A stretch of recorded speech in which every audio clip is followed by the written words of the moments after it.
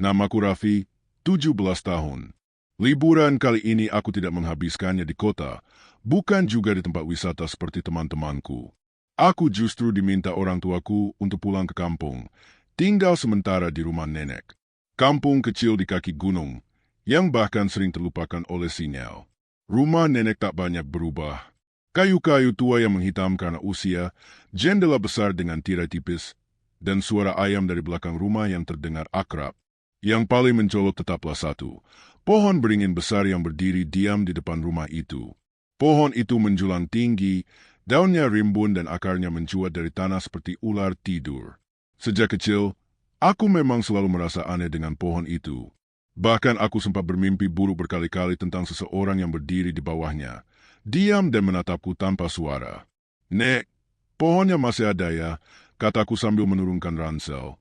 Nenek mengangguk. "Itu pohon paling tua di sini. Raf," katanya, "sudah ada sejak kakek buyutmu masih muda." Aku mencoba tersenyum. Tapi entah kenapa, semakin kupandangi pohon itu, dadaku terasa sedikit sesak. Hari berlalu tenang. Aku membantu nenek menyapu halaman, menyiangi kebun kecilnya, dan menikmati makan malam sederhana yang rasanya jauh lebih nikmat dibandingkan makanan restoran di kota. Tapi malam datang, dan semuanya terasa berbeda. Saat berbaring di kamar yang disiapkan nenek, kamar yang dulu sering kutempati waktu kecil, aku mendengar sesuatu. Pelan, nyaris tak terdengar, tapi cukup untuk membuatku membuka mata. Langkah kaki, pelan, berat, seolah seseorang sedang berjalan di depan jendela kamarku, menyeret sesuatu di atas tanah berpasir. Aku menahan napas. Tak ada suara kendaraan. Tak ada orang yang lewat. Hanya langkah itu. Perlahan, aku bangkit dari kasur dan berjalan ke arah jendela. Tanganku menggenggam tirai dengan gemetar. Kulihat keluar, tak ada siapa-siapa. Tapi dahan pohon beringin itu bergerak perlahan, seperti melambai ke arahku. Aku segera menutup tirai dan kembali ke tempat tidur. Tapi tidur tak datang. Hanya jantungku yang berdegup tak karuan, dan rasa dingin yang menjalari leher meski selimut sudah membungkus tubuhku rapat-rapat. Aku tak tahu apa yang sebenarnya terjadi malam itu. Tapi yang jelas, perasaan aneh ini bukan sekadar imajinasi.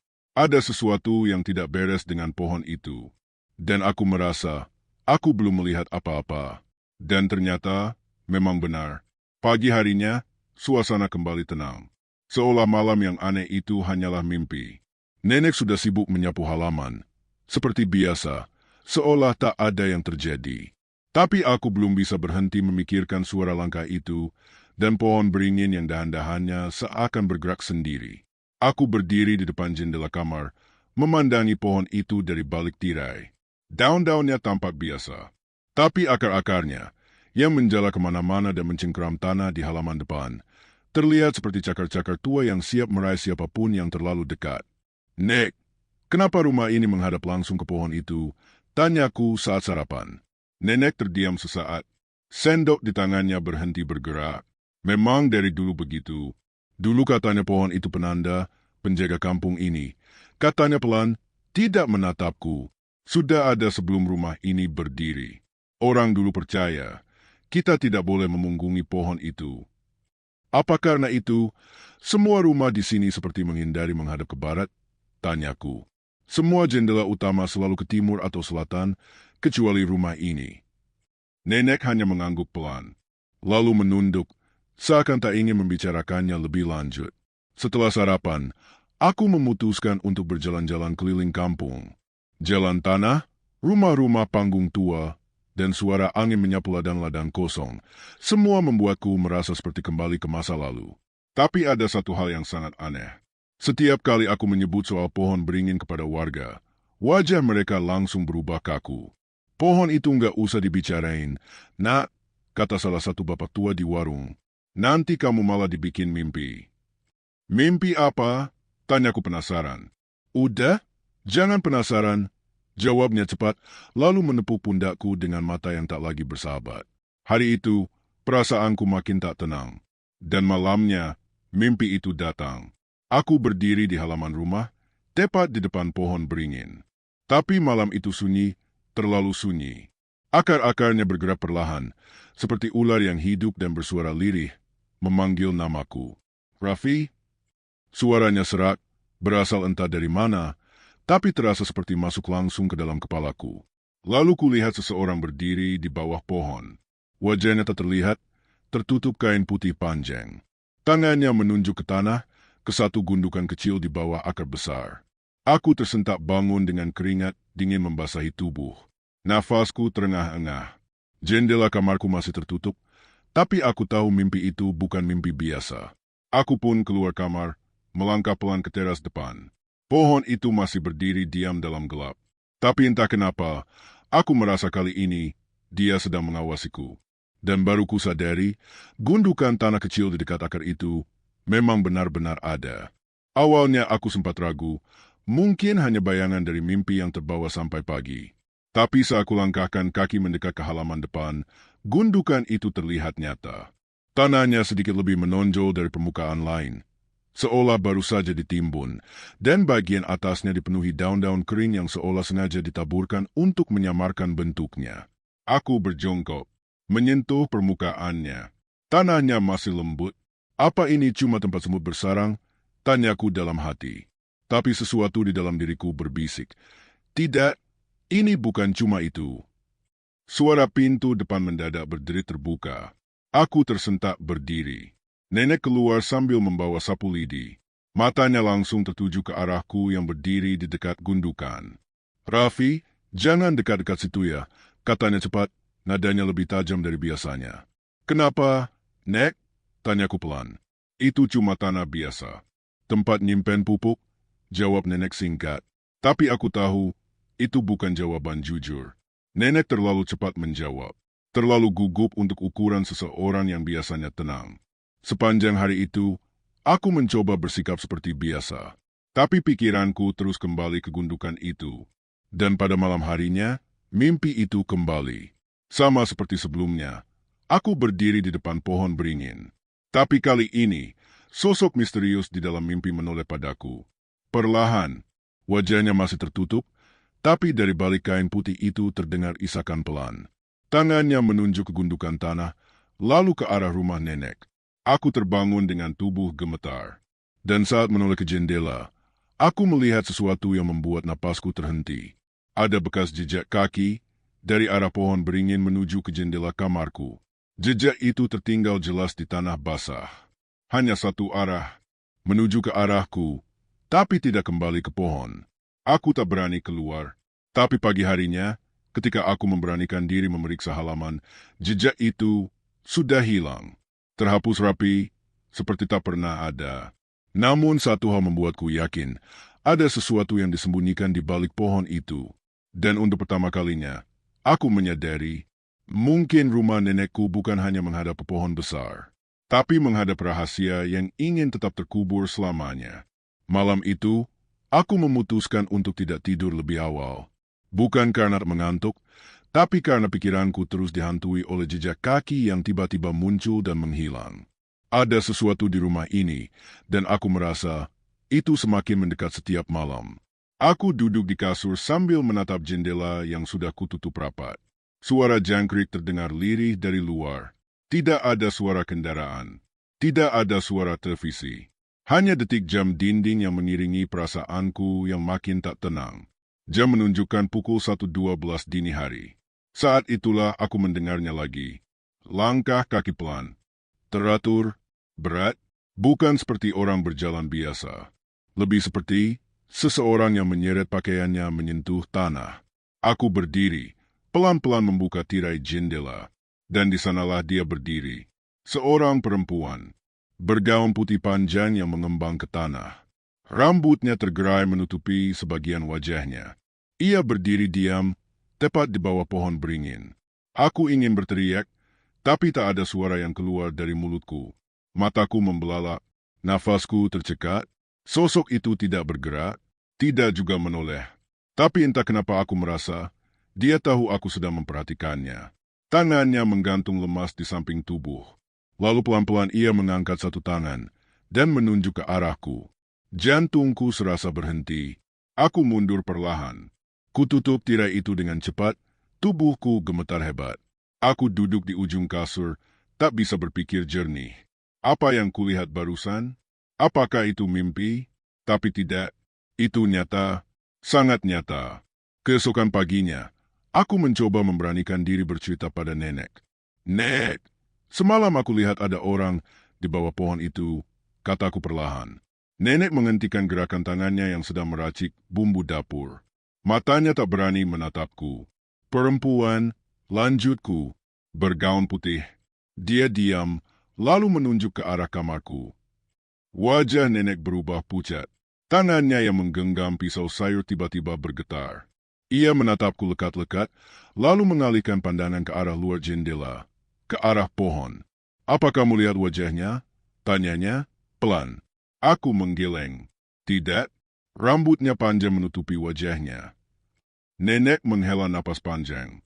Raffi, mulai sekarang, jangan pernah buka jendela malam-malam lagi ya. Tapi, nenek minta tolong. Sekali ini saja, jangan buka jendela. Jangan juga bicara kalau mendengar suara aneh. Pura-pura tidak tahu. Aku tak mengerti. Tapi dari cara nenek bicara, aku bisa menangkap ketakutan yang tak pernah kulihat sebelumnya di matanya. Hari itu, aku habiskan waktu di dalam rumah.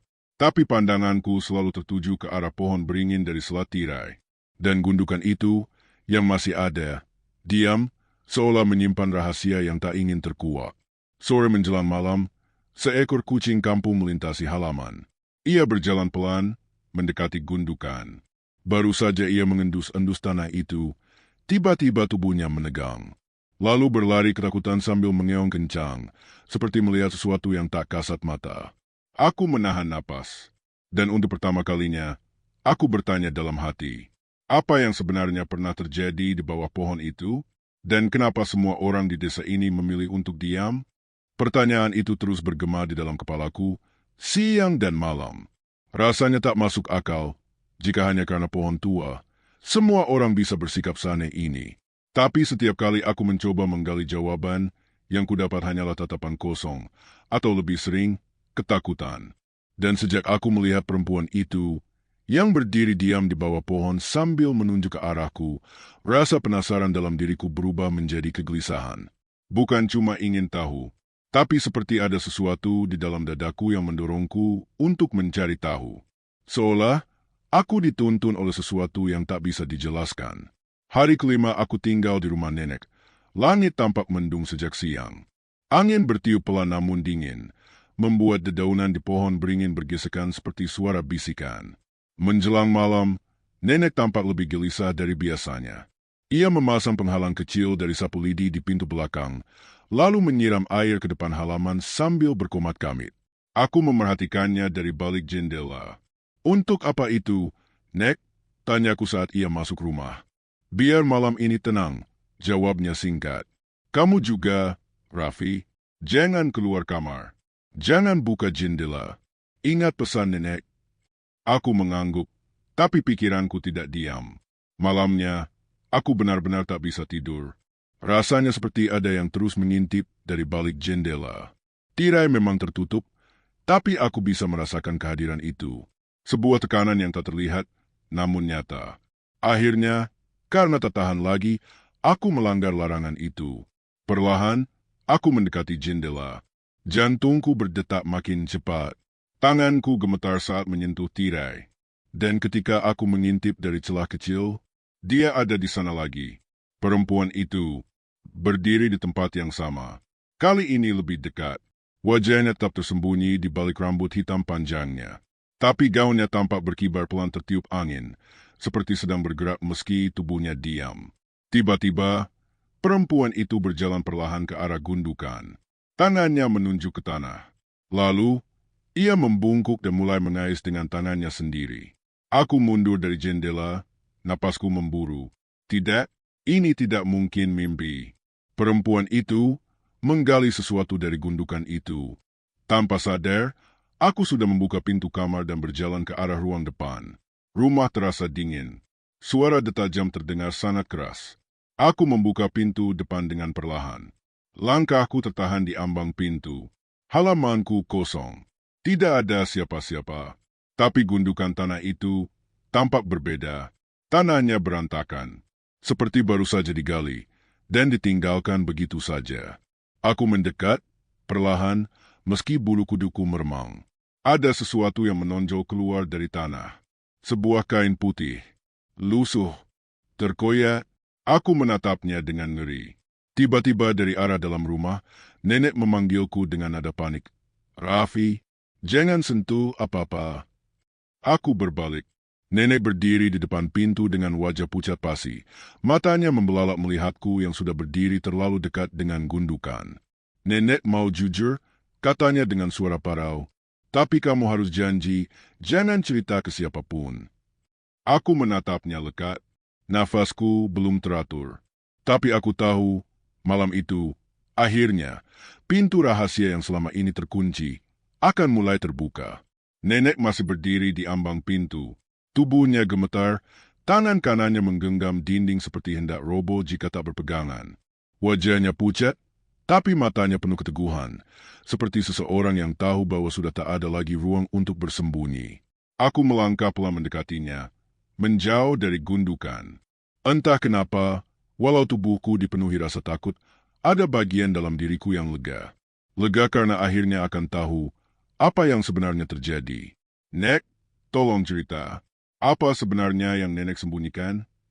Nenek menunduk. Lama, lalu ia menatapku dalam-dalam. Napasnya berat. Raffi, kamu masih ingat Bibi Marni? Aku mengernyit. Nama itu sama-sama terdengar familiar.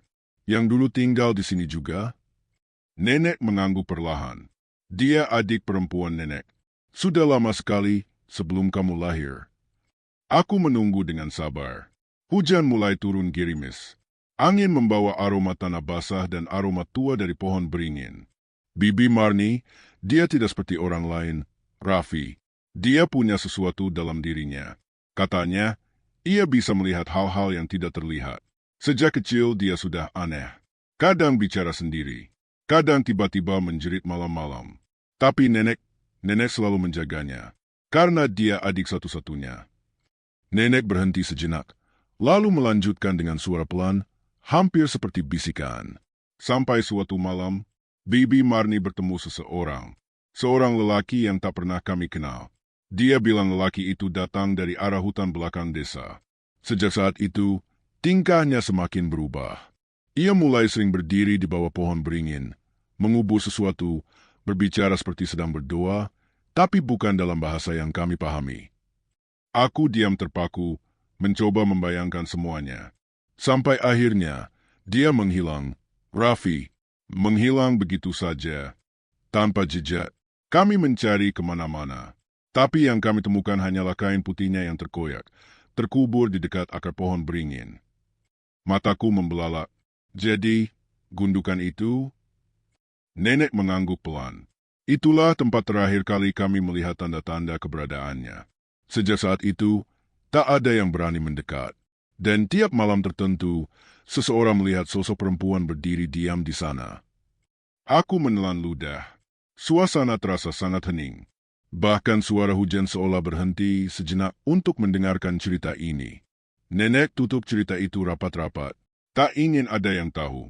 Karena setelah kejadian itu, warung nenek jadi ramai. Tiba-tiba banyak orang datang. Dagangan selalu habis. Kehidupan kami membaik, tapi semua itu terasa aneh. Seperti ada yang tidak wajar. Aku mulai merasa merinding. Apakah itu karena pesugihan? Tanyaku pelan. Nenek menunduk dalam-dalam. Tak menjawab, tapi diamnya adalah jawaban. Jadi, nenek menyetujui perjanjian itu. Nenek tidak tahu, Raffi, suaranya nyaris tak terdengar. Mungkin semua sudah dimulai sejak malam Bibi Marni menggali tanah itu. Sejak lelaki asing itu datang. Dan mungkin pohon itu menyimpan lebih banyak dari yang bisa kita bayangkan. Aku menatap ke arah jendela. Di luar, sosok pohon beringin berdiri angkuh, basah oleh gerimis malam. Misterius, menyimpan bisu yang kelam. Tapi kenapa sekarang sosok itu muncul lagi? Tanyaku. Nenek memejamkan mata. Karena waktunya sudah dekat, Raffi. Kalau benar ini tentang tumbal, dan jika perjanjian itu belum selesai. Ia menatapku dengan mata berkaca-kaca. Maka seseorang harus menggantikan. Kalimat itu bergema di kepalaku, berulang-ulang, seperti gema dari dasar sumur gelap yang tak berujung. Aku menatap nenek tanpa bisa berkata-kata. Seseorang harus menggantikan? Maksudnya, menggantikan Bibi Marni? Siapa yang menentukan itu? Dan mengapa harus sekarang? Tiba-tiba perutku terasa mual. Bukan karena lapar, tapi karena kecemasan yang mengendap dalam dada. Rasa takutku kini bukan sekadar pada sosok perempuan di bawah pohon, tapi pada sesuatu yang lebih besar, lebih dalam, sesuatu yang tak bisa kulawan hanya dengan logika. Raffi, suara nenek memecah lamunanku. Selama kamu tinggal di sini, kamu mungkin sudah ditandai. Aku tersentak. Apa maksudnya? Nenek menggenggam tanganku. Erat, jemarinya dingin, kulitnya berkerut, tapi sentuhannya terasa penuh ketulusan. Kalau kamu sudah pernah melihat sosoknya lebih dari satu kali, apalagi kalau dia menunjuk ke arahmu, itu artinya kamu yang akan dipilih. Aku mundur setapak. Keringat dingin mulai mengalir di pelipis. Teringat malam itu ketika aku mengintip dari balik tirai dan dia, perempuan bergaun putih itu, menunjuk ke arahku. Tidak, tidak mungkin, bisikku. Nenek menunduk. Semua kejadian aneh ini bukan kebetulan. Mulai dari suara langkah, jejak kaki, sampai kain yang muncul dari tanah. Dia sedang membangunkan sesuatu, Raffi, dan mungkin dia sedang menagih janji yang belum lunas. Aku mencoba mengingkari semua itu, tapi hatiku tak bisa bohong. Sejak hari pertama aku tiba, semuanya terasa janggal. Suara-suara aneh, tatapan kosong warga desa. Dan sekarang, pengakuan nenek tentang masa lalu yang kelam. Malam itu aku tak bisa tidur. Kututup tirai rapat-rapat, seperti perintah nenek. Tapi hatiku tak bisa tenang. Seolah ada yang mengawasi. Bahkan saat menutup mata pun, bayangan perempuan itu tetap muncul. Berdiri di bawah pohon, dengan rambut panjang menutupi wajah dan gaun putihnya yang lusuh ditiup angin. Sekitar pukul 2 dini hari, aku mendengar suara ketukan. Tok, tok, tok, bukan dari pintu, tapi dari jendela kamarku. Aku menahan napas. Tidak, jangan dibuka. Jangan dijawab. Tok, tok, tok. Kali ini lebih keras. Aku duduk di pojok kamar, tubuhku membeku. Suara itu terus berulang, ritmis, seperti tahu aku sedang mendengarnya. Tok, tok, tok. Lalu, hening. Beberapa menit berlalu. Aku tak berani bergerak. Lalu perlahan, aku dengar suara langkah menjauh dari jendela. Aku menahan napas. Tapi kemudian, sebuah bau harum yang aneh memenuhi kamar. Seperti wangi bunga yang sudah layu. Keesokan paginya, aku terbangun dalam keadaan aneh. Di pergelangan tangan kiriku, ada bekas goresan kecil, seperti goresan kuku. Saat kubuka tirai jendela, di luar, di bawah pohon beringin, seseorang telah menggambar lingkaran dari tanah basah mengelilingi gundukan itu, dan di tengah lingkaran tergeletak sepotong pita merah. Aku mengenali pita itu. Itu adalah pita yang kubawa dari kota, yang selama ini kusimpan di dalam tas ranselku. Pita itu tak seharusnya berada di luar. Aku mulai gemetar. Mereka sudah masuk ke kamarku, dan mereka meninggalkan tanda. Aku telah dipilih. Aku adalah tumbal berikutnya. Itu kesimpulan yang tak ingin kuakui, tapi tanda-tandanya terlalu jelas untuk diabaikan. Goresan aneh di tanganku. Pita merah yang seharusnya ada di dalam tas, tapi kini tergeletak di tengah lingkaran tanah. Dan tatapan nenek pagi itu, tatapan yang tidak lagi bisa menyembunyikan kekhawatiran. Hari itu, suasana rumah terasa semakin sunyi. Bahkan suara ayam dari belakang rumah pun seolah enggan bersuara. Nenek hanya berkata pendek, "Jangan keluar hari ini, Raffi." Tapi aku tahu, diamnya menyimpan lebih banyak ketakutan daripada ribuan larangan. Meski tubuhku lelah, pikiranku tetap gelisah. Aku mencoba melupakan semuanya sejenak dengan berjalan ke beranda belakang rumah. Angin sepoi membawa suara gemerisik pohon pisang, dan samar-samar ku dengar langkah kaki seseorang di dekat pagar bambu. Ketika ku toleh, kulihat seseorang sedang berdiri mematung di balik semak. Seorang lelaki tua, mengenakan topi anyaman dan baju lengan panjang lusuh. Ia tidak menatapku langsung. Matanya justru tertuju pada pohon beringin di kejauhan. Aku berdiri. "Pak," Sedang apa di situ? Ia tidak menjawab. Tapi perlahan, ia mengangkat tangannya dan melambaikan isyarat agar aku mendekat. Awalnya aku ragu, tapi rasa penasaran lebih besar dari ketakutan. Aku melangkah keluar, menembus rumputan yang basah oleh embun, dan berhenti hanya beberapa langkah darinya. "Saya tahu kamu siapa," katanya tiba-tiba. Suaranya berat, tapi tidak menyeramkan. Aku mengernyit. "Maksud Bapak?" Ia menatapku, lalu menunjuk ke arah bekas goresan di tanganku. "Kamu sudah dipilih. Tanda itu bukan sekadar luka." Aku menelan ludah. Apa maksudnya dipilih? Lelaki tua itu menunduk. Pesugihan itu bukan sekadar perjanjian. Ia adalah ikatan. Siapapun yang tinggal terlalu lama di tanah yang pernah dipakai sebagai tempat pemujaan akan dilihat sebagai bagian dari perjanjian. Apalagi kalau kamu keturunan langsung. Aku terkejut. "Keturunan?" Ia mengangguk. "Ibumu anak pertama dari Embok Sri. Nenekmu yang sekarang. Dan adik nenekmu yang hilang itu, dialah yang membuat perjanjian. Tapi karena ia tak pernah kembali, maka garis keturunannya lah yang menjadi penyeimbang." Aku mulai merasa mual. Jadi, karena aku cucu dari nenekku, aku dianggap tumbal yang tertunda. Lelaki itu menatapku tajam.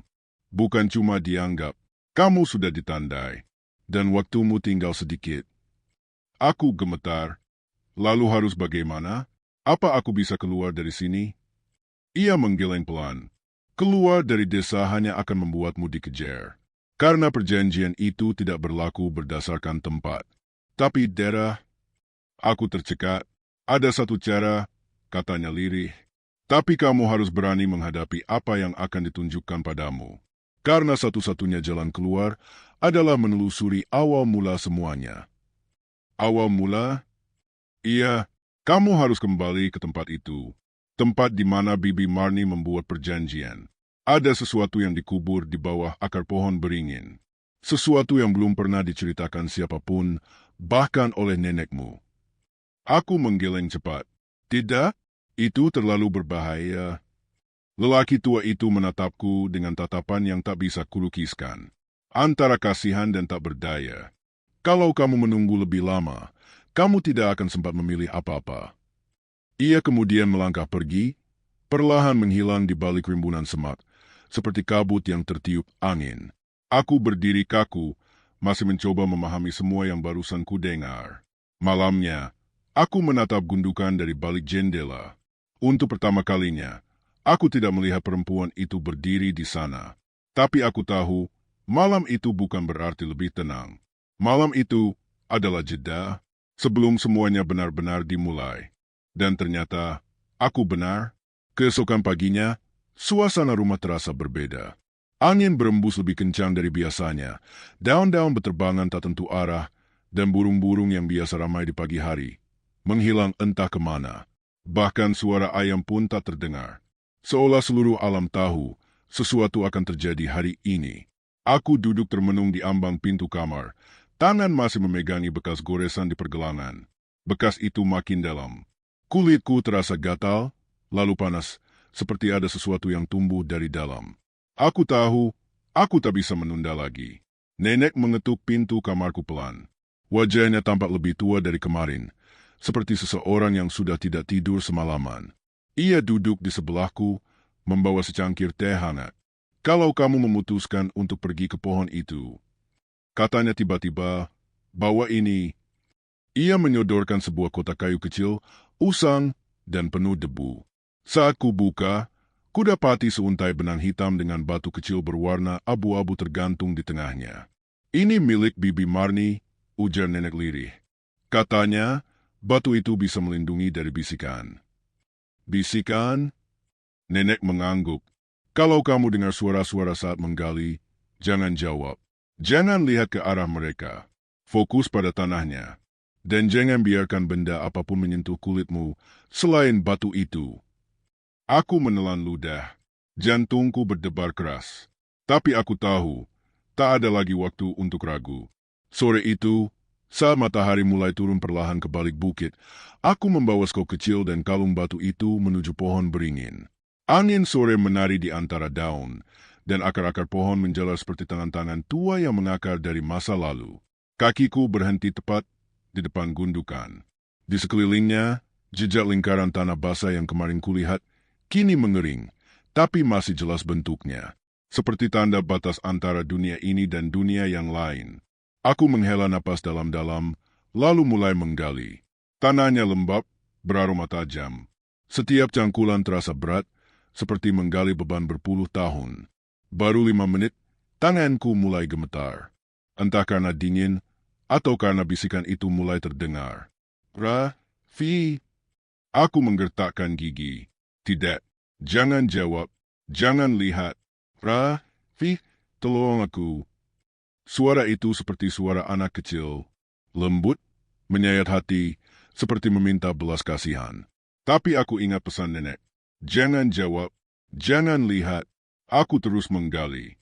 Sekali, 2 kali, sampai akhirnya, cangkulanku menghantam sesuatu yang keras.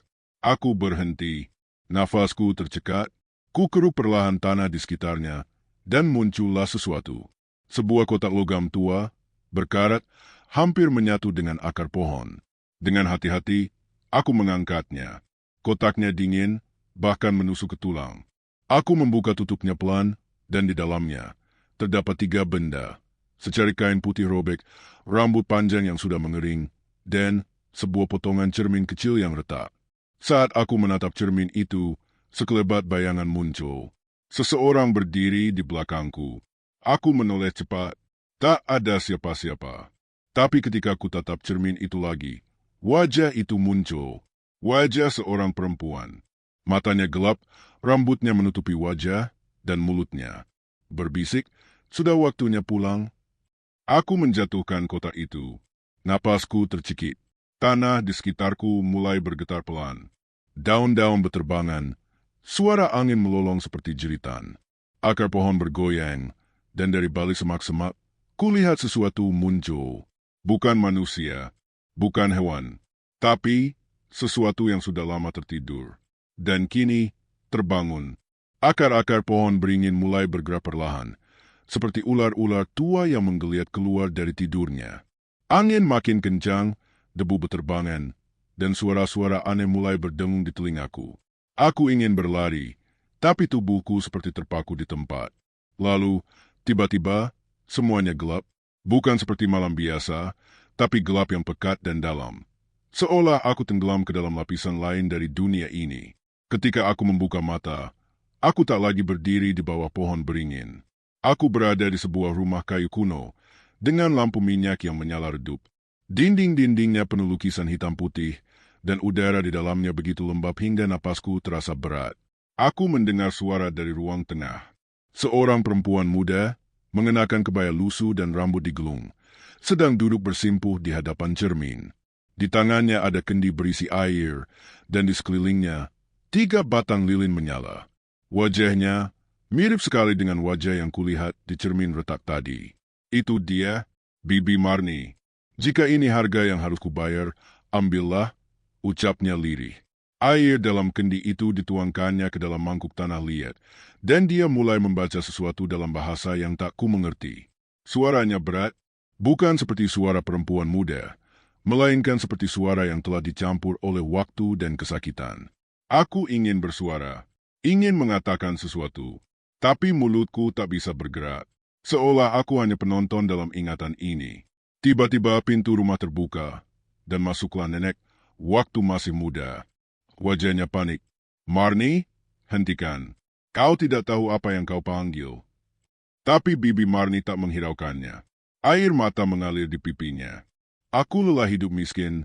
Kak Sri, aku tak mau mati dalam kelaparan. Ada jalan lain, Marni. Bukan ini caranya. Nenek atau Ibu Sri muda meraih bahunya. Tapi saat tangannya menyentuh Marni, nyala lilin padam serentak. Suara jeritan memenuhi ruangan. Seketika itu juga, aku ditarik kembali. Terhempas dari bayangan itu, dan mataku terbuka. Aku kembali berdiri di bawah pohon beringin, napas terengah-engah. Keringat membasahi tubuhku. Di tanganku, kotak logam itu masih ada, terbuka. Tapi kini, ada sesuatu yang baru di dalamnya. sepotong kertas lusuh, dengan tulisan tangan yang nyaris hilang.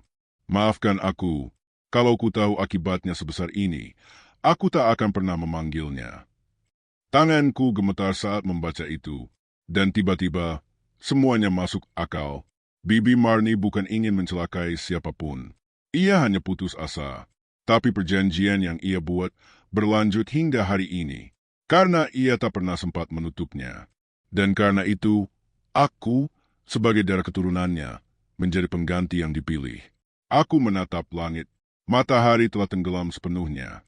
Dan di ujung jalan, kulihat sosok perempuan itu kembali berdiri. Tapi kali ini, ia tidak diam.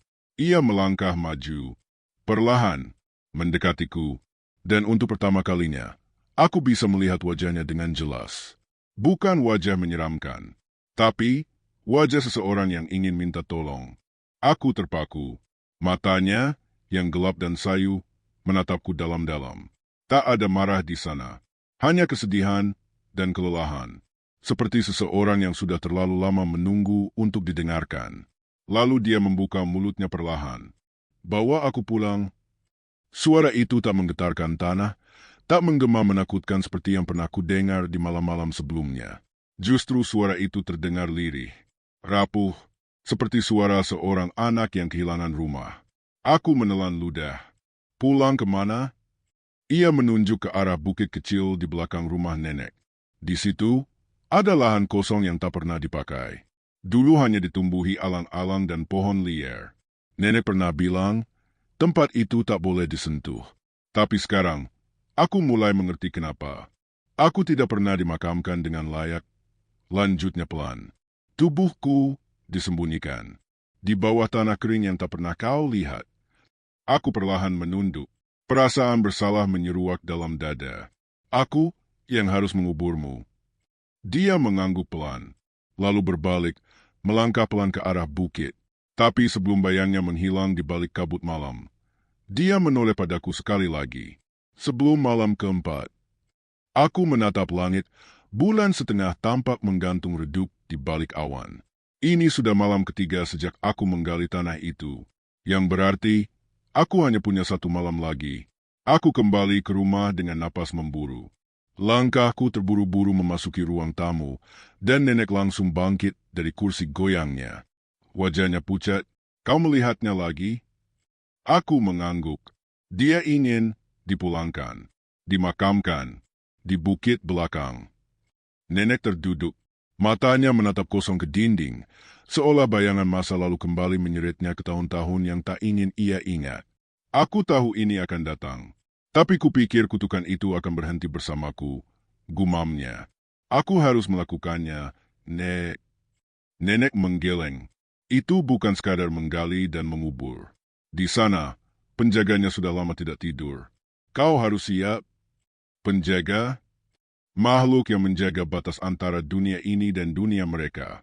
Ia tak akan membiarkan siapapun menyentuh tempat itu tanpa izin. Aku menelan ludah. Tapi untuk pertama kalinya, meski rasa takut masih menyelubungi hati, aku merasa harus menuntaskan semua ini. Bukan hanya untukku, tapi untuk semua yang tertinggal di masa lalu. Malam itu, aku menyiapkan apa yang ku bisa. Sekop, kain putih baru, bunga melati dari halaman depan, dan air bersih yang sudah didoakan oleh Pak Ustadz desa. Diam-diam kupinta siang tadi. Menjelang tengah malam, aku berjalan menuju bukit di belakang rumah nenek. Langkah demi langkah ku jalani dengan hati-hati. Semak berduri menyambutku, dan suara-suara malam menggema seperti nyanyian kuno yang tak ku mengerti. Sesampainya di atas bukit, aku berhenti. Tanah itu berbeda, lebih gelap, lebih padat, dan terasa berat. Aku menancapkan sekop. Sekali, dua kali, tiga kali. Lalu tanah mulai bergerak. Bukan karena cangkulku, tapi karena sesuatu dari dalam. Dari balik tanah, muncul akar-akar yang membentuk wajah, bukan wajah manusia, tapi wajah dari tanah itu sendiri. Ia tak berbicara, tapi aku tahu, ini penjaga yang dimaksud nenek. Dengan tangan gemetar, aku mengangkat batu kalung peninggalan Bibi Marni dan menaruhnya di tanah. Akar itu berhenti, tak bergerak, seolah mengenali benda itu. Aku berlutut, dan mulai menggali lagi, pelan-pelan. Hingga akhirnya, aku menemukan tulang belulang kecil yang dibungkus kain kusam. Tanganku gemetar saat mengangkatnya, tapi tubuhku tetap bergerak. Dengan penuh hormat, aku memindahkannya ke liang baru yang sudah kupersiapkan. Dan sebelum kututup tanahnya, aku berkata pelan, "Pulanglah, ini rumahmu." Aku mengubur perlahan, menaburkan bunga melati, dan menyiram air bersih dengan doa yang kupelajari. Saat tanah terakhir kututup, angin malam tiba-tiba berhenti. Hening, tak ada suara, bahkan jangkrik pun diam. Lalu, terdengar satu bisikan lembut. "Terima kasih." Aku menoleh. Tak ada siapa-siapa. Tapi entah kenapa, untuk pertama kalinya dalam beberapa hari ini, hatiku terasa ringan. Seolah beban yang selama ini menggantung di atas rumah nenek, kini perlahan menghilang. Tapi aku belum tahu, masih ada satu rahasia yang belum dibuka. Dan esok harinya, aku akan menemukannya. Pagi itu, embun belum sepenuhnya mengering dari dedaunan ketika aku terbangun dengan perasaan aneh. Bukan rasa takut seperti malam-malam sebelumnya, tapi lebih seperti ada sesuatu yang menggelitik hatiku. Sesuatu yang ingin segera kutemukan. Aku turun ke dapur dan melihat nenek sedang duduk di kursi kayunya. Di atas meja, secangkir teh yang tak disentuh dan sebuah kotak kecil dari rotan. Tangannya gemetar saat membuka kotak itu. "Ada sesuatu yang perlu kamu lihat," ucap nenek pelan, tanpa menoleh. Aku duduk di seberangnya. Nenek mengeluarkan sebuah amplop lusuh dari dalam kotak rotan, diikat pita merah yang telah pudar warnanya. Ia menyerahkannya padaku. "Ini dititipkan padaku bertahun-tahun lalu oleh seseorang yang tak pernah kembali." Aku membuka amplop itu perlahan. Di dalamnya ada selembar surat. Tulisan tangan yang melengkung dan rapi memenuhi kertas yang mulai menguning. "Untuk siapapun dari keluargaku yang akhirnya membuka ini. Jika kau membaca surat ini, maka artinya aku gagal menebus perjanjian yang kubuat. Aku mohon, jangan benci aku. Aku hanya ingin lepas dari kemiskinan. Tapi aku terlalu buta untuk melihat akibatnya. Di bawah sumur tua yang kini tertutup rumputan, ada sesuatu yang kubuang. Benda yang mengikatku pada mereka. Bakar itu, bakar sebelum malam ke-4 bulan Sabit. Jika tidak, arwahku tak akan pernah bebas, dan kalian akan terus diburu. Maafkan aku, Marni." Aku menatap surat itu lama. Napasku tercekat. Sumur tua? Aku tahu pasti sumur mana yang dimaksud. Sumur di sebelah lumbung padi, yang sudah tak digunakan dan tertutup tanaman rambat. "Nenek, kenapa tidak membakarnya sejak dulu?" Nenek menunduk. "Karena aku takut. Karena selama ini, aku pura-pura tidak tahu. Kupikir kalau aku diam, semuanya akan hilang dengan sendirinya. Tapi ternyata tidak. Mereka tetap menagih. Dan kamu yang jadi korban." Hatiku sesak, tapi aku tidak ingin lagi terjebak dalam penyesalan. Hari ini, aku harus menuntaskan semuanya. Dengan surat itu dalam genggaman, aku menuju sumur tua yang nyaris tak terlihat. Aku membersihkan rumput dan sulur liar yang menutupinya, lalu menarik papan kayu tua yang menutupi mulut sumur. Bau lembab dan tanah basah langsung menyeruak. Aku menyalakan senter dan mengarahkannya ke dalam. Tak dalam, hanya beberapa meter, dan di dasar sumur itu, aku melihatnya. Sebuah boneka kayu dengan simbol-simbol aneh terukir di tubuhnya. Matanya dari kaca pecah, dan di dadanya tertanam paku yang sudah berkarat. Tanganku gemetar saat menuruni tali dan mengambil benda itu. Tapi aku tahu, ini yang mengikat arwah Bibi Marni pada dunia ini. Saat aku kembali ke atas, angin berdesir lebih kencang dari biasanya. Langit perlahan mendung, dan suara-suara aneh mulai menggema dari balik pepohonan. Tapi aku tak goyah. Aku menaruh boneka itu di atas batu besar, menyiramnya dengan minyak, dan menyalakan api. Api menyala lambat, lalu membesar. Angin berputar di sekelilingku. Suara-suara bergema, seperti jeritan, tapi kemudian berubah menjadi bisikan tenang. Dan saat api meredup, aku mendengar suara yang tak asing lagi. "Terima kasih, Raffi." Aku menoleh, tapi tak ada siapa-siapa. Hanya udara yang lebih ringan dan suasana yang lebih damai dari sebelumnya. Aku tahu ini belum akhir, tapi malam keempat sudah dekat. Dan masih ada satu bagian dari kisah ini yang belum kusentuh. Kenapa aku yang dipilih? Dan jawaban itu ternyata tertulis di bagian belakang surat yang baru saja kubakar. Tapi terlambat. Atau belum sepenuhnya, pikiranku berkecamuk. Bagaimana bisa aku melewatkan bagian belakang surat itu? Apakah ada pesan penting yang sekarang sudah hilang selamanya dalam abu? Tapi saat aku menatap sisa pembakaran boneka itu, aku melihat sesuatu, potongan kertas kecil, terlipat dan terlindung api. Seperti sengaja diselipkan agar tetap utuh. Dengan hati-hati, aku mengambilnya. Kertas itu hangus di pinggir, namun sebagian tulisannya masih bisa terbaca. Jika kau adalah anak dari jalur ketiga, maka kau satu-satunya harapan untuk memutuskan rantai ini. Sebab hanya dari darahmu, mereka tidak bisa mengambil tumbal lagi. Carilah Benik, penjaga rahasia keluarga.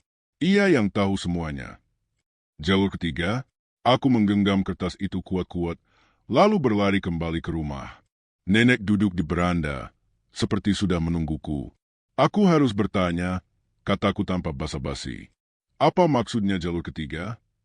Nenek terdiam cukup lama. Lalu perlahan, ia menatapku dengan mata yang berkaca-kaca. Karena kamu bukan hanya cucuku, Raffi. Kamu adalah anak dari garis yang dulu kami sembunyikan. Aku terpaku. Marni punya 2 saudara. Yang satu adalah ibumu, anak pertama. Dan yang satu lagi adalah Benik. Tapi dia sudah lama pergi, meninggalkan kampung ini karena menolak ikut dalam perjanjian itu. Sejak itu kami tak pernah mencarinya. Kami pikir dia sudah meninggal. Tapi mungkin dia masih hidup.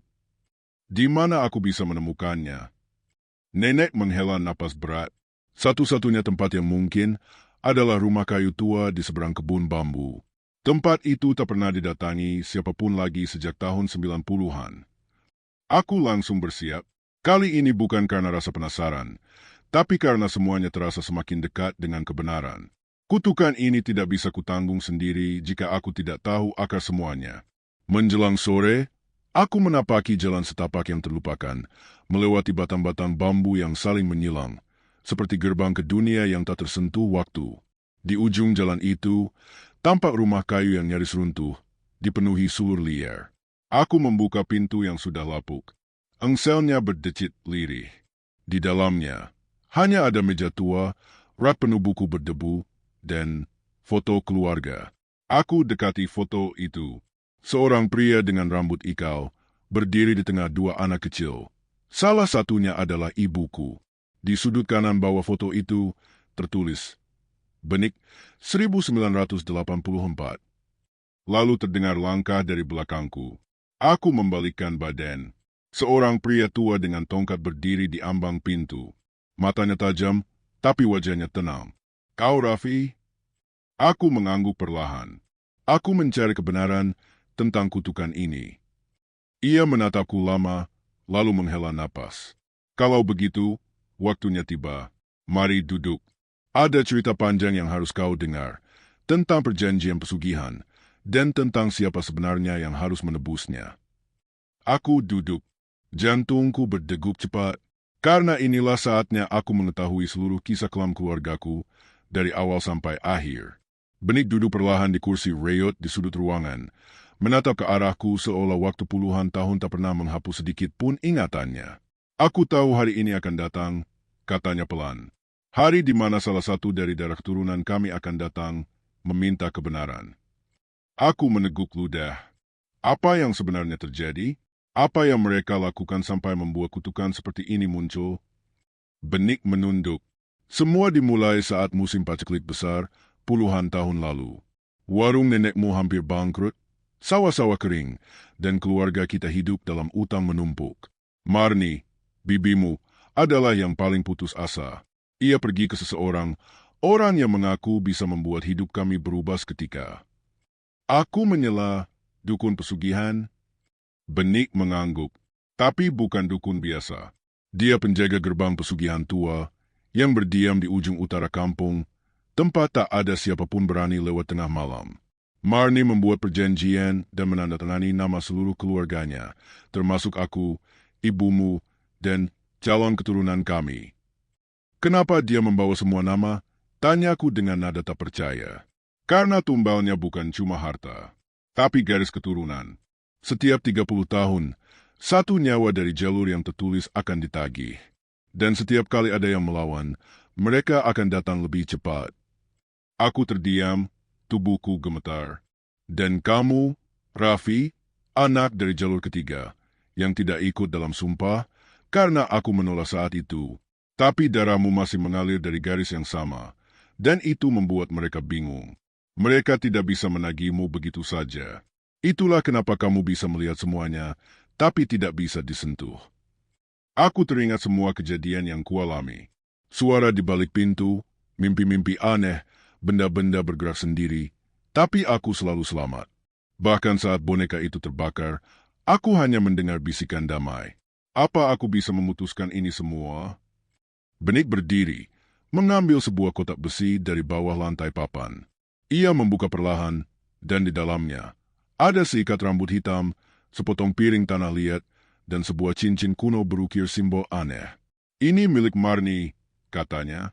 Dan benda ini satu-satunya cara untuk memanggil kembali perjanjian yang dia buat. Mataku membelalak. Memanggil? Ya, kau harus menemuinya. Bukan sebagai roh gentayangan, tapi sebagai jiwa yang masih terikat perjanjian. Hanya saat itu, kamu bisa memutus semua ikatan, atau justru menggantikannya. Jantungku berdeguk kencang. Aku harus memilih? Benik menatapku dalam-dalam. Perjanjian lama tak bisa dihancurkan, tapi bisa ditukar. Kau bisa menyelamatkan keturunan lain dengan satu pengorbanan terakhir. Angin dari jendela meniup kencang, membuat lampu gantung bergoyang pelan.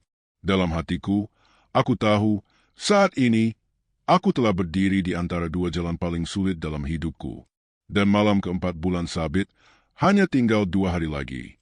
Aku pulang dengan langkah gontai, membawa kotak besi pemberian Benik dalam dekapan. Di dalamnya, bukan hanya benda-benda lama, tapi juga keputusan paling berat yang harus kuambil dalam hidupku. Menantang perjanjian atau menyerahkan diriku demi menghentikan kutukan ini untuk selamanya. Malamnya, aku duduk di depan kamar, memandangi bulan yang mulai menyempit bentuknya. Awan gelap kadang menutupinya, lalu membukanya lagi perlahan, seolah mengintip langkah apa yang akan kuambil. Nenek duduk di sampingku, diam-diam membawa selimut dan teh hangat. Aku tahu kamu sedang bingung, Nak. Tapi apapun keputusanmu nanti, jangan pernah merasa sendiri. Kamu sudah melangkah sejauh ini. Aku hanya tersenyum kecil, tapi dalam hati, semuanya seperti pusaran. Esoknya, aku kembali ke rumah Benik untuk belajar cara memanggil arwah yang terikat perjanjian. Ritual ini bukan seperti yang pernah kulihat di cerita-cerita horor. Tak ada jampi-jampi keras atau api unggun, hanya keheningan dan kejujuran. Benik menunjukkan sebuah lingkaran yang harus digambar dari abu pembakaran benda-benda peninggalan Marni. Di tengahnya, cincin kuno itu harus diletakkan. Lalu, tepat saat bulan berada di tengah langit malam ketiga, Raffi harus memanggil namanya dengan sepenuh hati. Tapi ingat, kata Benik pelan, begitu ia hadir, dia tidak akan bisa pergi kecuali kamu menukar satu hal, masa depanmu atau masa lalumu. Aku menoleh. Maksudnya, jika kamu memilih masa depanmu, kamu hidup, tapi kutukan akan terus berlanjut ke generasi berikutnya. Tapi jika kamu memilih masa lalumu, kamu akan ditarik pergi, dan seluruh perjanjian itu hangus bersamamu. Tak ada yang tersisa, termasuk kamu. Tubuhku gemetar. Lalu kenapa harus aku? Tanyaku lirih. Karena hanya darah dari jalur ketiga yang punya pilihan, jawabnya. Yang lain hanya menerima takdir. Aku kembali ke rumah menjelang malam. Dalam kesunyian kamar, aku membuka kembali surat lama Marni yang berhasil kusematkan dalam buku harian peninggalannya. Di bagian paling belakang, ada kalimat yang tak pernah kubaca sebelumnya. Andai waktu bisa diulang, aku lebih memilih kemiskinan daripada kehilangan wajah-wajah yang kucintai satu persatu. Jika kau membaca ini, aku tahu kau orang yang cukup kuat untuk menghentikannya. Aku menatap foto kecil keluarga yang kutemukan di rumah Benik. Wajah ibu, Marni, dan aku kecil digendong saat masih bayi. Dadaku sesak, tenggorokanku tercekat. Karena kali ini, Aku tahu, aku akan memilih. Dan malam berikutnya, aku akan berdiri di tengah lingkaran itu, sendiri, dan bersiap memanggil arwah dari masa lalu yang belum selesai menebus kesalahannya. Langit malam tampak lebih kelam dari biasanya.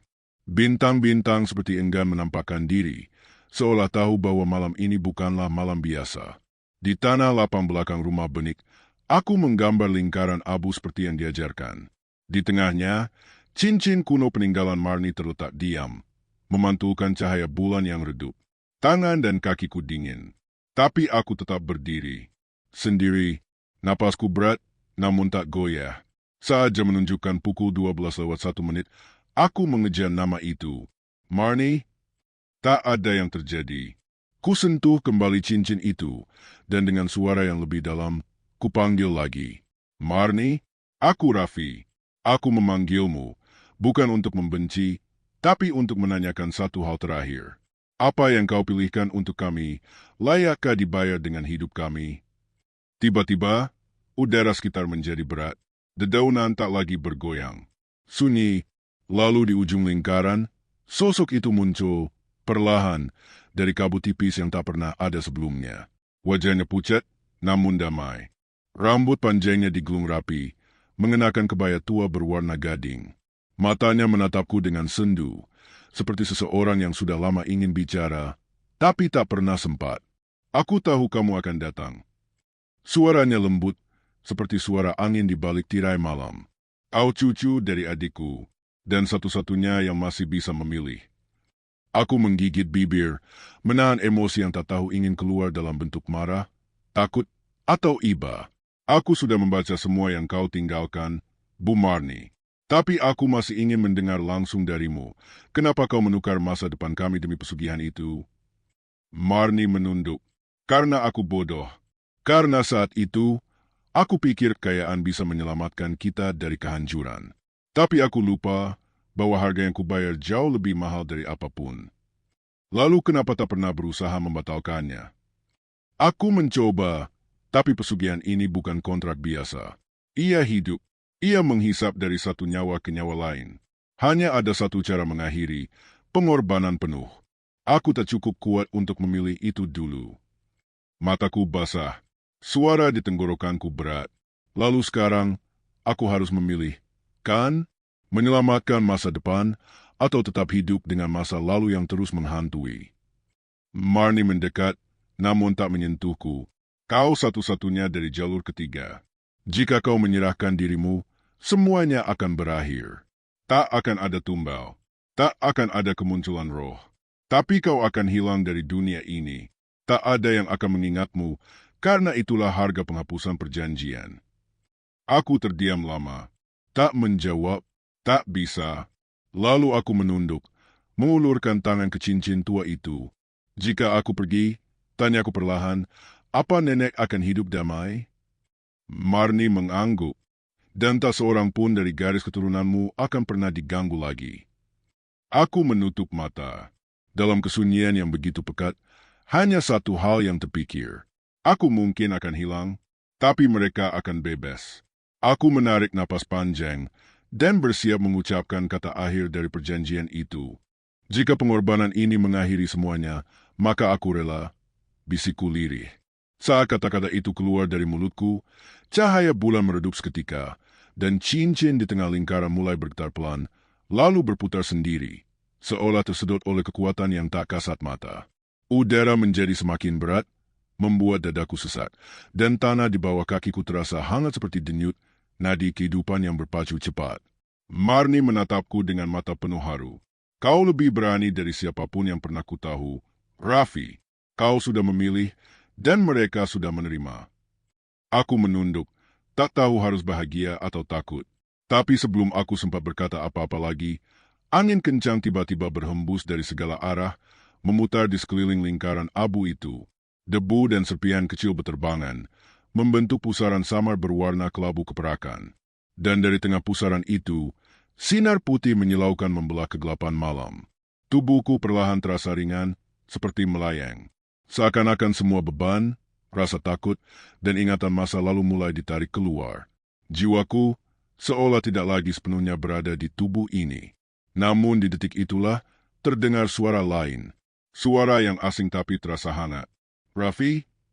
Aku menoleh. Di luar lingkaran berdiri nenek. Matanya basah, wajahnya tampak memohon. Tapi tidak ada teriakan. Hanya tatapan seolah ingin menghentikanku tanpa kata. Jangan pergi. Aku ingin menjawab, tapi bibirku tak bergerak. Di balik nenek, sosok benik berdiri, menggenggam surat tua yang dulu kubaca. Dan untuk pertama kalinya, wajah kerasnya tampak gemetar. Mereka semua tahu saat ini adalah akhir. Tapi tiba-tiba, Marni melangkah ke arahku. Ia menyentuh bahuku perlahan, sesuatu yang tadi tak mungkin bisa ia lakukan. Aku sudah cukup melihat. Kau telah membuat pilihan itu, tapi biarkan aku yang menggantikan. Aku terpaku. Aku yang menulis nama kalian. Aku pula yang harus mengakhirinya. Seketika, pusaran itu beralih ke arah Marni. Cincin yang tadinya berputar di depan kakiku kini bergerak mendekat padanya, dan tubuhnya mulai dilingkupi sinar putih yang semakin terang. Ia menatapku, tersenyum tipis, lalu berbisik. Selamat tinggal, Raffi. Hidupmu masih panjang. Jangan sia-siakan kesempatan kedua ini. Dan dalam sekejap, semua menjadi sunyi. Angin berhenti, sinar meredup, lingkaran abu menghilang tak bersisa. Aku terduduk di tanah. Nafasku memburu, tapi tubuhku masih utuh. Jiwaku tetap di sini. Nenek berlari memelukku. Erat, kau kembali, kau tetap di sini. Aku tak bisa berkata apa-apa. Hanya air mata yang perlahan mengalir. Marni telah menukar dirinya agar aku tetap hidup, agar kutukan itu berhenti, dan agar keluargaku bisa hidup tenang. Di langit, bulan sabit terlihat lebih terang dari sebelumnya, seolah menyaksikan berakhirnya kutukan panjang dari perjanjian kelam itu. Tapi meski malam itu berakhir dengan damai, esok paginya aku bangun dengan kekosongan yang tak bisa dijelaskan. Rumah nenek terasa lebih sunyi dari biasanya, meski burung-burung di luar tetap berkicau seperti biasa. Suara dapur, aroma kayu manis dari rebusan air jahe, semuanya ada. Tapi ada satu hal yang hilang, bayangan Marni. Aku berjalan keluar ke pekarangan, tempat lingkaran abu itu pernah tergambar. Kini tanahnya bersih, bahkan rumput liar mulai tumbuh seperti tak pernah terjadi apa-apa semalam. Tapi aku masih bisa merasakan sisa-sisa hawa dingin di sana. Bekas energi yang tak terlihat, namun membekas dalam. Sudah selesai? Ya, suara nenek memecah lamunanku. Ia berdiri di ambang pintu, mengenakan selendang tuanya. Aku mengangguk pelan. Tapi kenapa rasanya justru makin berat? Nek? Nenek tersenyum tipis, lalu menghampiriku. Ia menepuk bahuku pelan. Karena sekarang, kamu memikul kenangan, bukan kutukan. Aku menatap wajahnya, mencari makna di balik kata-kata itu. Tapi yang kutemukan hanya ketenangan. Ketenangan yang tak pernah kulihat selama aku tinggal bersamanya. Entah kenapa, sorot matanya seperti kembali ke masa lalu, saat hidup belum diwarnai rasa takut. Hari-hari berlalu dengan perlahan. Desa kembali seperti semula. Tak ada lagi suara aneh di malam hari. Tak ada lagi mimpi-mimpi buruk. Bahkan beberapa warga yang dulu sempat sakit dan sering linglung, kini mulai membaik. Seolah sesuatu yang gelap telah benar-benar diangkat dari tanah ini. Tapi aku tahu, semua itu tak datang tanpa harga. Setiap malam, aku menulis di buku harian tua yang dulu kutemukan di rumah benik. Bukan untuk menyimpan rahasia, tapi untuk menyimpan ingatan. Tentang Marni, tentang keputusan yang ia ambil, tentang pengorbanannya, agar tidak ada satupun dari keturunannya, termasuk aku, yang hidup dalam ketakutan seperti yang pernah ia alami. Dan suatu sore, ketika aku membuka buku itu kembali, aku menemukan lembaran kosong di bagian akhir yang sebelumnya tak pernah ada. Di situ, tertulis dengan tulisan tangan halus. Kini aku bebas, tapi kisahku biarlah tetap hidup di ingatanmu. Jangan biarkan cinta yang berlebihan menjadi pintu masuk bagi kegelapan. Karena terkadang, orang yang paling mencintai adalah yang paling tega menyakiti dirinya sendiri. Tanganku bergetar saat membacanya. Entah bagaimana tulisan itu bisa ada di sana. Tapi aku tahu, itu pesan terakhir Marni. Pesan yang ingin ia tinggalkan bukan sebagai tumbal, tapi sebagai manusia. Sejak saat itu, hidupku perlahan berubah. Bukan dalam bentuk yang mencolok, bukan kekayaan mendadak, atau keberuntungan besar, tapi dalam bentuk yang lebih sunyi, kedamaian. Namun, pada suatu sore yang tenang di desa, ketika aku sedang duduk di bawah pohon mangga di halaman rumah nenek, seorang anak kecil menghampiriku. Ia berdiri di tepi pagar, mengenakan baju lusuh dan rambutnya agak acak-acakan. Tapi yang paling mencolok adalah tatapan matanya, tajam, dalam, dan anehnya familiar. "Mas Raffi?" tanyanya pelan. Aku mengerutkan dahi. "Iya, kamu siapa?" Anak itu tersenyum kecil. "Namaku Deno," katanya. Mas Raffi tahu cara menghentikan mimpi buruk. Aku terdiam. Napasku tercekat sejenak. Bukan karena kata-katanya, tapi karena nada suara itu mirip sekali dengan bisikan yang dulu pernah menghantuiku di kamar belakang. "Mimpi buruk yang seperti apa, Deno?" Anak itu menggenggam ujung bajunya. "Setiap malam, aku mimpi terperangkap di rumah tua. Ada suara perempuan menangis, dan dia bilang dia kehilangan sesuatu. Tapi aku nggak tahu apa. Dan dia terus bilang namamu." Jantungku berdetak lebih cepat. Aku menatap Deno lekat-lekat. "Apa yang kamu lihat dari perempuan itu?" Deno menggeleng. Wajahnya selalu ditutupi rambut. Tapi dia mengenakan kebaya dan cincin aneh di jari manisnya. "Cincin?" Tubuhku seketika dingin. Bukankah cincin itu sudah menghilang bersama Marni? Aku berusaha menenangkan pikiran. Mungkin hanya kebetulan. Mungkin hanya sisa bayang-bayang dari masa lalu yang masih berusaha melekat pada kenyataan. Tapi malam harinya, ketika aku membuka buku harian Marni yang masih kusimpan di laci, halaman terakhir yang sempat kosong kini berisi satu kalimat baru. "Belum semua pintu tertutup, Raffi." Beberapa warisan berjalan tanpa suara, menunggu untuk ditemukan. Tanganku gemetar. Pikiran berkecamuk. Apakah ini artinya ada bagian dari perjanjian itu yang belum selesai? Atau mungkinkah kutukan itu tak hanya hidup dalam keluarga Marni, tapi sudah menyebar tanpa bisa terlihat? Dan jika benar begitu, apa tugasku belum selesai? Pikirku malam itu sambil menatap halaman terakhir buku harian Marni yang kini tak lagi kosong. Pesan yang muncul entah dari mana itu membuat dadaku sesak. Aku memejamkan mata sejenak, mengingat wajah Marni, senyumnya saat menyerahkan hidupnya demi keselamatan orang lain. Tapi jika benar masih ada satu pintu yang belum tertutup, aku tak bisa membiarkannya terbuka begitu saja. Keesokan harinya, aku mengajak Deno kembali ke tempat ia selalu melihat rumah tua dalam mimpinya. Anehnya, ia tanpa ragu melangkah menuju sebuah tanah kosong tak jauh dari pemakaman desa. Di sana hanya ada pohon beringin tua yang menjulang, akar-akarnya menembus tanah seperti cakar. "Di sini, Mas," kata Deno sambil menunjuk tanah kering di bawah pohon. Aku melihat sekeliling. Tak ada bangunan, tak ada tanda kehidupan. Tapi hawa di tempat ini berat, sunyi, menekan. Aku duduk bersila, mencoba memusatkan pikiran. Membuka lembar terakhir buku harian itu, kutemukan satu catatan kecil lagi. Pintu tak selalu berbentuk kayu. Kadang ia adalah janji yang belum ditepati. Aku mengulanginya pelan. Janji? Dan saat itulah aku sadar, ada satu hal yang belum dilakukan. Mengembalikan cincin itu ke tempat asalnya. Tapi cincin itu hilang bersamaan dengan tubuh Marni. Atau tidak?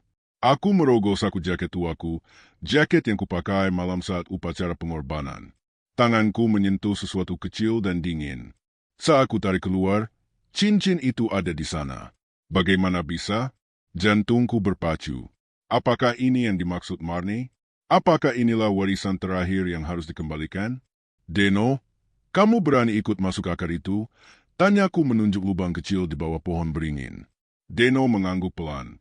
Kami berdua merangkak masuk ke dalam celah itu. Semakin dalam, suasana berubah menjadi lembab dan dingin. Hingga akhirnya kami sampai pada sebuah ruang kecil, seperti rongga tua yang pernah menjadi kuburan kuno. Dan di tengahnya, berdiri sebuah nisan batu tanpa nama. Aku mendekat, meletakkan cincin itu di atas batu nisan, lalu membisikkan kata yang entah dari mana muncul di kepalaku. Semua sudah kembali, pulang. Angin sejuk berhembus dari arah dalam tanah, seolah menyapu seluruh kegelisahan. Batu nisan itu memudar perlahan, dan cincin itu menghilang bersama cahaya lembut yang menyelubunginya. Deno menggenggam tanganku. Perempuannya, dia sudah pergi. Mas, dia senyum tadi. Aku menoleh padanya. Kamu lihat? Deno mengangguk. Dia bilang terima kasih. Sekarang dia bisa tidur. Kami keluar dari bawah pohon itu. Udara desa terasa berbeda. Lebih hangat, lebih ringan. Tak ada lagi desahan angin yang menggigilkan.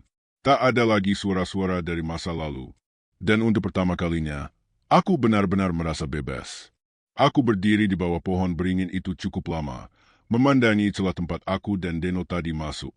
Tidak ada lagi hawa dingin, tidak ada bisikan atau getaran aneh, hanya hening. Tapi kali ini, hening yang menenangkan, bukan yang menakutkan. Langkahku ringan saat meninggalkan tempat itu. Untuk pertama kalinya sejak aku tiba di desa ini, aku merasa tidak sedang dikejar sesuatu. Tidak sedang mencari jawaban dari pertanyaan-pertanyaan yang tak kunjung selesai. Semua telah kembali ke tempat asalnya. Di rumah, nenek menungguku di teras. Tatapannya lembut, lebih jernih dari sebelumnya. Seperti orang yang akhirnya terbebas dari beban yang begitu lama ia simpan dalam diam. Kamu berhasil, Raffi, katanya lirih. Aku tersenyum tipis. Tapi aku hanya menyelesaikan apa yang seharusnya tidak pernah dimulai. Nenek mengangguk. Tapi disitulah letak keberanianmu. Kami duduk berdampingan hingga matahari hampir tenggelam. Langit sore itu berwarna jingga hangat, seakan ikut merayakan berakhirnya sesuatu yang gelap. Namun malam harinya, sebelum aku tidur, aku membuka buku harian Marni untuk terakhir kalinya. Halaman-halamannya kini kosong, bersih. Tak ada lagi tulisan aneh. Tak ada lagi pesan samar. Tapi di halaman depan, yang sebelumnya tak pernah kutulisi, tiba-tiba ada satu kalimat. Jika kebaikan ditanam, maka akan tumbuh meski dari tanah yang pernah kelam. Aku memejamkan mata dengan damai.